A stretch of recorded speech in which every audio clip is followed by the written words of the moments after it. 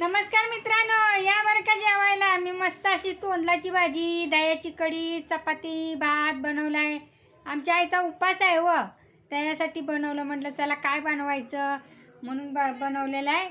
आणि आता तुम्ही बघू शकता मी तोंडलाची भाजी तुम्हाला दाखवते बघा कशी कशी बनवले.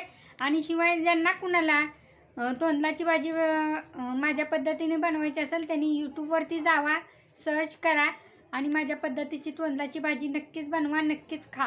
खूप छान आणि मस्त लागते. एकदम साध्या सोप्या पद्धतीने बनवलेली आहे, त्याला कशाचीही गरज लागत नाही.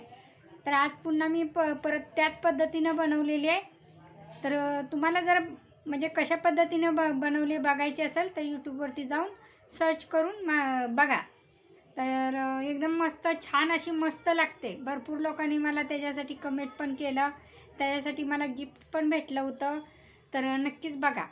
आता थांबा तुम्हाला दाखवते मी भाजी कशी भाजी कढी माझी कशी काय बनवलेली आहे. तर तुम्ही बघू शकता. ही हलवलंच नाही. ही बघा मस्तपैकी अशी तोंडलाची भाजी बनवली आहे. आणि त्याच्यात धना पावडर, जिरा पावडर, कांदा, टॅम्बाटो घातलाय. दिसतोय का तुम्हाला कांदा टॅम्बाटो? तरी मस्त असं बारीक गॅसवरती भाजून घ्यायचा आणि मस्तपैकी असं बनवायचं. लाल तिखट टाकलेलं आहे, बाकी काही टाकायची गरज नाही. इथं दह्याची कढी बनवलेली आहे बघा, किती मस्त अशी बनवली आहे दह्याची कढी. एकच नंबर झालेली आहे. ह्याच्यामध्ये फक्त बेसन पीठ आणि कढीपत्ता, जिरा मोहरीची फोडणी दिलेली आहे. आणि इथं भात पण बनवला आहे बघा मस्तपैकी. शिवाय इथं बघा मी चपात्या बनवल्या त्या. आता हे चपात्या येत्या का नाही, माझ्या बारक्या बारक्या चपात्या.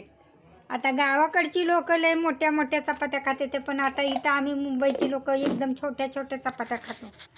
आणि इथं बघा देवाला नैवेद्य पण मी काढलेला आहे. लोणचं घेतलं आहे, भाजी घेतली आहे, चपाती घेतली आहे. शिवाय भातावरती कढी सोडलेली आहे, देवाला नैवेद्य दाखवला आहे.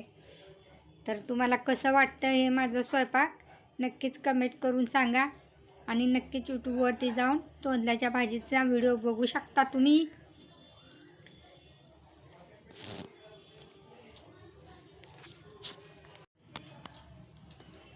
आहे भाजी कशी लागते का?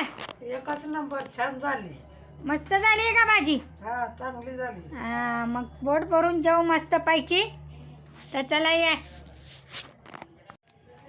तर चला या मित्रांनो, जेवायला मस्तपैकी जेवण करूया आपण आणि मस्तपैकी उपास सोडूया. आज सोमवार असल्यामुळं मी आईचा उपासासाठी अभेद केला होता. तर नक्की मला कमेंट करा, लाईक करा, शेअर करा, सबस्क्राईब करा. धन्यवाद. बाय.